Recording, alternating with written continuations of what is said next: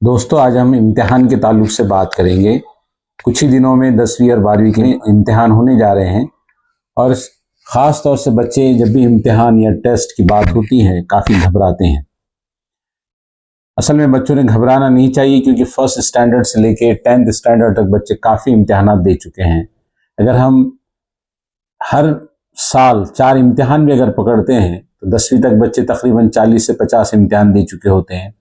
हर बच्चे को ये सोचना चाहिए, ये जहन में रखना चाहिए कि इम्तिहान एग्ज़ाम मैं बरसों से देता आ रहा हूँ और आने वाले इम्तिहानात 10वीं और 12वीं के इम्तिहानात भी मेरे लिए एक आम इम्तिहान की तरह है।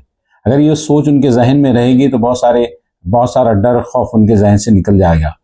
अक्सर इम्तिहान आप दे रहे हैं, इम्तिहान की आदत सभी को है। 10वीं 12वीं के बच्चों को या दूसरी क्लासेस के बच्चों को इम्तिहान की आदत होती है, लेकिन जहन में एक चीज़ होती है कि इम्तिहान यानी रिजल्ट यानी नंबरात यानी परसेंटेज। ये सारा डर उनके जहन में बैठ जाता है और परसेंटेज कम ज़्यादा होगा तो लोग क्या कहेंगे, मेरा फ्यूचर क्या होगा, मेरा करियर क्या होगा, इसके बारे में बच्चे सोचते रहते हैं।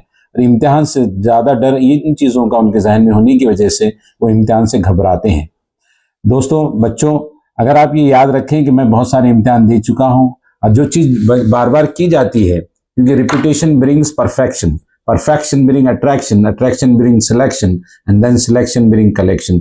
जो चीज़ बार बार रिपीट की जाती है वो हमारे लिए आसान हो जाती है और हमारा जहन उसको कबूल करने लगता है। इसलिए जो चीज़ हम बार बार कर रहे हैं उससे घबराने की ज़रूरत नहीं है। अगर आप जहन में इम्तिहान से पहले अगर हम जहन में रखें कि ऐसे इम्तिहानात में बहुत सारे इम्तिहानात दे चुका हूँ, ये भी आम मेरे लिए वैसा ही इम्तिहान है, तो आपका जहन आपको हेल्प करेगा और डरने से रोकेगा।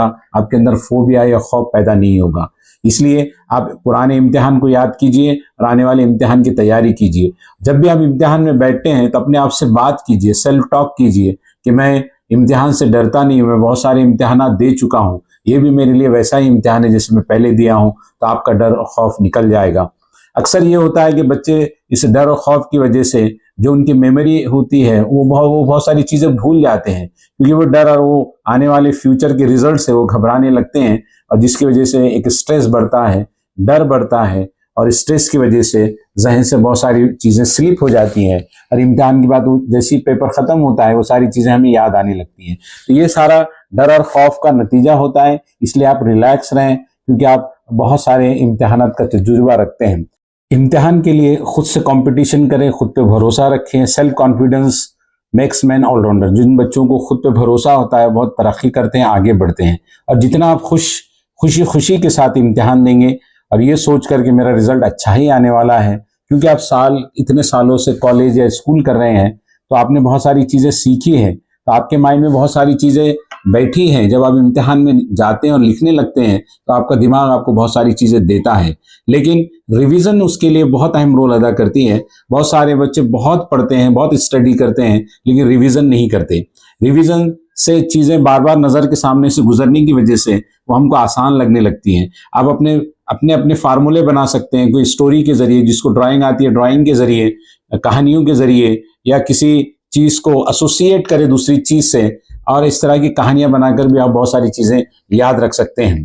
तो रिवीजन बहुत इंपॉर्टेंट रोल प्ले करती है। ऑस्ट्रेलिया में एक रिसर्चर था, उसने बहुत सारे ममालिक के बच्चों पर, बहुत सारे देशों के या कंट्रीज के बच्चों पर रिसर्च की कि कौन सा बच्चा क्लास में टॉप आता है, कौन सा बच्चा क्लास में कॉलेज में टॉप आता है, कौन सा बच्चा यूनिवर्सिटी में टॉप आता है, कौन सा बच्चा नेशन में या पूरे मुल्क में टॉप आता है। जब उसने कई सारे ममालिक के बच्चों पर रिसर्च की तो पता ये चला कि वही बच्चे टॉप करते हैं जो रिवीजन करते हैं, जो बार बार चीज़ों को दोहराते हैं, जो बार बार चीज़ों की प्रैक्टिस करते हैं, लिख कर देखते हैं, चीज़ों को दोहराते हैं, अपने नज़रों के सामने उसकी तस्वीर बनाते हैं। वो इतना अच्छा विजुअलाइज करते हैं कि वो तस्वीर उनके जहन में बैठ जाती है और वो कभी चीज़ों को भूल नहीं पाते और आसानी से वो करने लगते हैं और उनका दिमाग भी उनकी हेल्प करता है कि वो तस्वीरें उसके अंदर बैठ जाती हैं।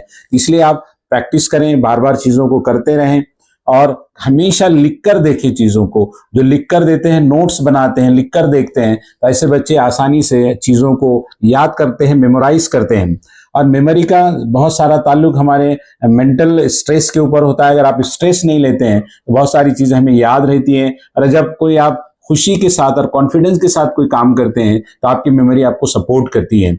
और हमेशा ये याद रखें, ये विजुलाइज करें कि मैं इम्तिहान में अच्छा कर सकता हूँ, मैं अच्छे से लिख सकता हूँ, मैं हर चीज़ को अच्छे से फेस कर सकता हूँ। ये कॉन्फिडेंस अपने आप में दिलवाए और मैंने इतना पढ़ा है, ये भी मेरे वैसा ही इम्तिहान है जैसे मैंने पहले इम्तिहानात दिए हैं, तो आपको पेपर आसान जाएगा। ये आपकी सेल्फ मेंटल पावर पर सारा डिपेंड करता है। अगर मेंटली आप पावरफुल हैं या आप अपने पॉजिटिव सोचते हैं, इम्तिहान के बारे में बहुत पॉजिटिव रहते हैं, इजी गोइंग होते हैं, क्योंकि मेहनत तो हर चीज के लगती है, क्योंकि हार्ड वर्क ब्रिंग्स हैप्पीनेस, क्योंकि मेहनत ही जिंदगी में खुशियां लाती है। किसी भी चीज के लिए मेहनत जरूरी है, बगैर मेहनत के कुछ हासिल नहीं होता है। लेकिन मेहनत के साथ साथ रिवीजन भी जरूरी है, रिवीजन के साथ साथ पॉजिटिविटी भी जरूरी है, पॉजिटिविटी के साथ साथ आपको रिलैक्स होकर इम्तिहान में जाकर खुशी खुशी इम्तिहान को फेस करना भी जरूरी है। अगर ये चीजें आपके साथ होती है तो यकीनन मुझे उम्मीद है कि हर बच्चा बहुत ही आसानी से इम्तिहान में पास हो सकता है, अच्छे नंबरात से वो कामयाबी हासिल कर सकता है। इसलिए जितने 10वीं अभी से मैं 10वीं और 12वीं के इम्तिहान में बैठने वाले बच्चों को या एडमिशन जिन्होंने लिया है उन सबको बेस्ट ऑफ लक कहता हूँ और उम्मीद कि आप अच्छे नंबर से कामयाब हो जाएंगे। थैंक यू, शुक्रिया।